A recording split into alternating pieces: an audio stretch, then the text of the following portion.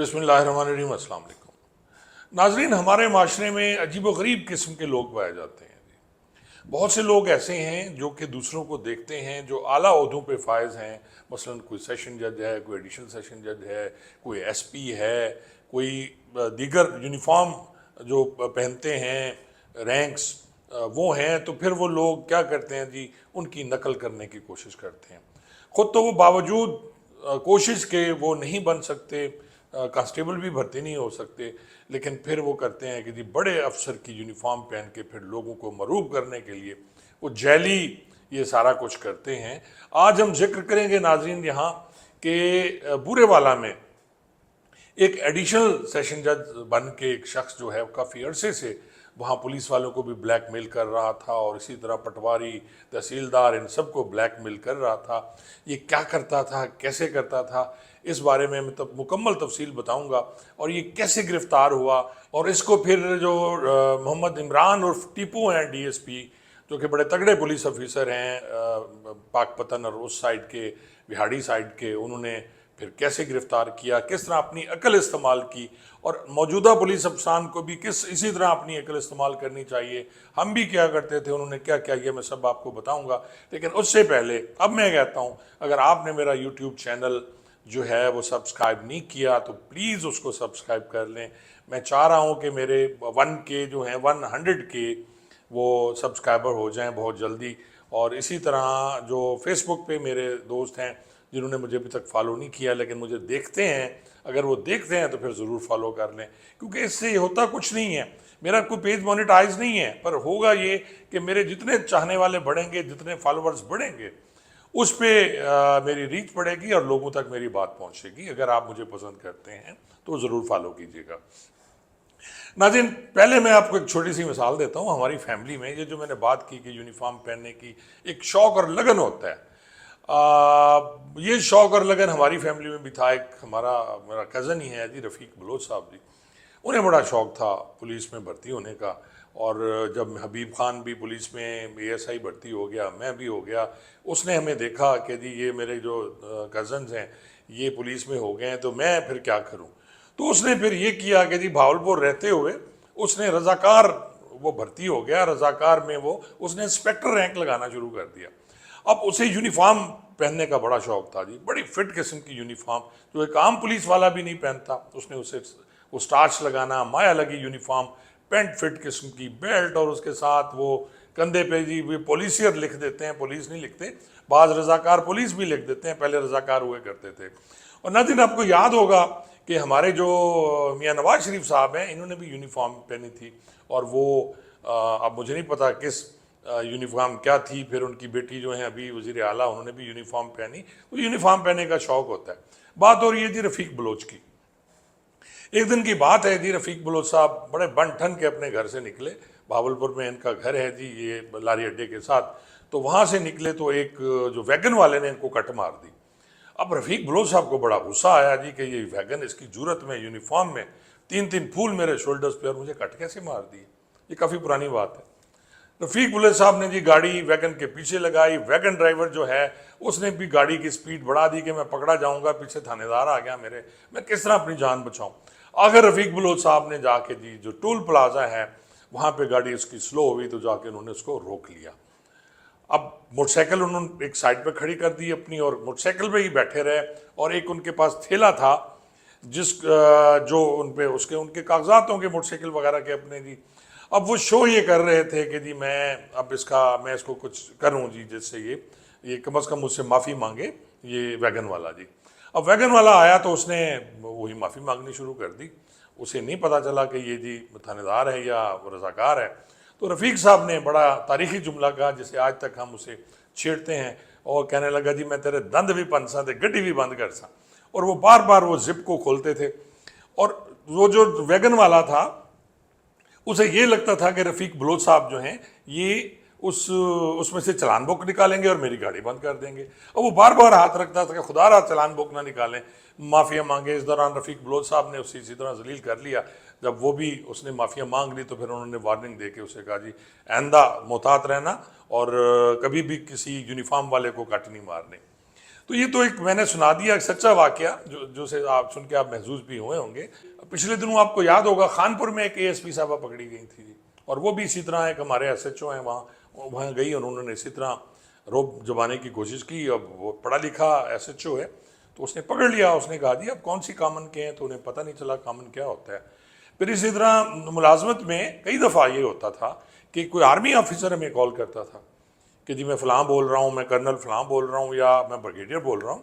तो हम लोग यही कहते थे कि सर दो चीज़ें मैं करता था, और ये मेरी नसीहत है, ये जो मौजूदा पुलिस मुलाजमीन हैं या दीगर महकमों के हैं, आप उनसे सिंपल पूछें सर आपकी रेजिमेंट कौन सी है, और सर प्लीज़ आप, अगर वो मोबाइल फ़ोन पे हैं, सर आप लाइन पे आ जाएं। तो लाइन नंबर पे आने से ये होगा कि कम से कम आपको पता चलेगा कि वो सही है या नहीं है। या उन्हें कह दें सर आप मुझे नंबर दे दें, मैं आपको रिंग बैक करता हूँ, जी आपके लाइन नंबर पे रिंग बैक करता हूँ। तो इस तरह जो जैली कॉल्स हैं वो उससे आप बच जाते हैं। बड़े बड़े लोग फ्रॉड करते हैं। बंदे ने एक पुलिस के डीएजी को कॉल करके अपना ट्रांसफ़र करा लिया था कांस्टेबल ने, और वो कांस्टेबल भी हाई कोर्ट के जज के पास ही था। वो चाहता था मैं इधर रह जाऊँ, तो हाई कोर्ट के जज बन के उसने कॉल कर दी, बाद में पकड़ा गया। ये मुल्तान की बात है। अब नाज़रीन आते हैं उस्मान आगा की तरफ। उस्मान आगा जो है ये घर से भागा हुआ जवान है। जो कहानी सामने आई है उसमें ये कि इसने अपने माँ बाप से कुछ पैसे वैसे लिए थे कि जी मैं मुल्क से बाहर जा रहा हूँ या कुछ ऐसा कर रहा हूँ, या ये फिर एग्ज़ाम में फ़ेल हुआ, इतने तक तो स्टोरी आई है। लेकिन उसके बाद ये नहीं कर सका, तो उसने कहा जी क्यों ना मैं फ्रॉड करूँ। बुरे वाला में इसने घर लिया, वहाँ एक शादी भी की उसने दूसरी, और वहाँ रह के इसने फिर अब खुद को एडिशनल सेशन जज मशहूर करना शुरू कर दिया। और एडिशनल सेशन जज के तौर पे इसने बाकायदा अपनी नेम प्लेट बाहर लगाई, आगा उस्मान एडिशनल सेशन जज इस्लामाबाद, और फिर सबको पता चल गया जी एडिशनल सेशन जज साहब हैं। इसके साथ साथ उन्होंने फिर जनाब दावतें देनी शुरू कर दी। ये जो खाना है ना, सबसे सस्ती तरीन रिश्वत है जी मुलाजमीन के लिए, चाहे पुलिस मुलाजिम हो कोई भी हो जी। आप जाएँ खाने की ऑफ़र करें तो ये टूट पड़ते हैं हमारे जो कुछ अफसरान हैं। हालांकि नहीं जाना चाहिए ऐसे खानों पे किसी भी दावत पे, लेकिन अब अपनी अपनी बात है। ख़ास तौर पे ये छोटे एरियाज जो हैं, बुरे वाला, आरे वाला, मुजफ्फरगढ़, ये इस एरिए के जो लोग हैं ये हमेशा एजाज़ समझते हैं अगर कोई एडिशनल सेशन जज या कोई और बंदा डीएसपी या किस रैंक का बंदा उन्हें बुला ले और खाने पे मदऊ करे। हालांकि उन्हें सोचना ये चाहिए था कभी एडिशनल सेशन जज या जजेस जो हैं वो किसी पुलिस वाले को खाने पे नहीं बुलाते। पुलिस वाला ज़रूर उनको खाने पे बुला लेता है, ये मजबूरी है, लेकिन वो नहीं आते। मुझे पता है खानों पे नहीं आते, मेरा जुडिशरी से खासा ताल्लुक़ है, मैं समझ सकता हूँ इस बात को। अब नाज़रीन उन्होंने भी यही किया, और पिछले कितने सालों से वो इसी तरह दावतें दे रहे थे। तहसीलदार को बुला लिया, पटवारियों को बुला लिया, नायब तहसीलदार को बुला लिया, और जहाँ जहाँ उसका काम होता था फिर ये पैसे लेके लोगों के काम कराता था, और ब्लैकमेलिंग भी करता था। इसी तरह डिफरेंट तरीक़ों से लोगों से पैसे लेके फिर ये मुलाजमत का झांसा हो गया। उसका कारोबार बहुत अच्छा चल रहा था। अब इसकी मौत आई जी, गिदड़ की वो कहते हैं ना, मौत आती है तो शहर का रुख करता है।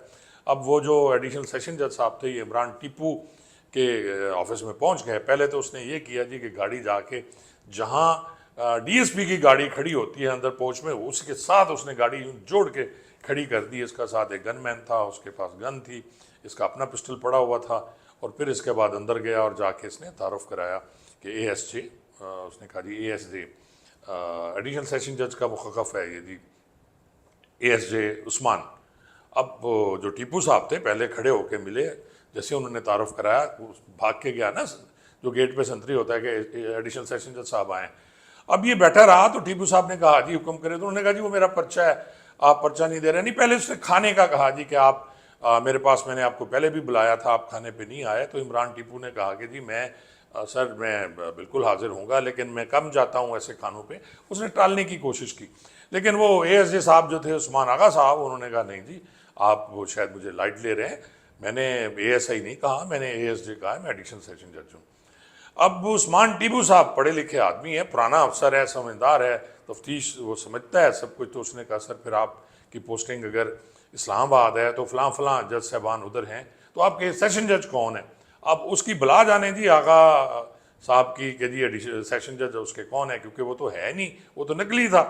अब इस पे उन्हें थोड़ा सा शक हुआ इमरान टीपू साहब को, और उसके बाद फिर उन्होंने कहा कि सर आप जो हैं, आप कौन सा बैच है आपका, आप कब आपने ज्वाइन की। तो उन्होंने आए बाएँ शय की, तो फिर उन्हें समझ आ गई कि ये शख्स झूठा है, और इसका रंग पीला पड़ना शुरू हो गया। और चेहरे के तासुरात देख के फिर इमरान टीपू ने उन्हें कहा जी कि आप झूठ बोल रहे हैं। इसी दौरान फिर जाहिर है एक चीज़ पता चल जाए कि ये बंदा झूठा है और जैली एडिशनल सेशन जज बन के आया हुआ है, क्योंकि उनके अपने कोई अजीज़ ताल्लुक़ वाले काफ़ी जुडिशरी में हैं जी।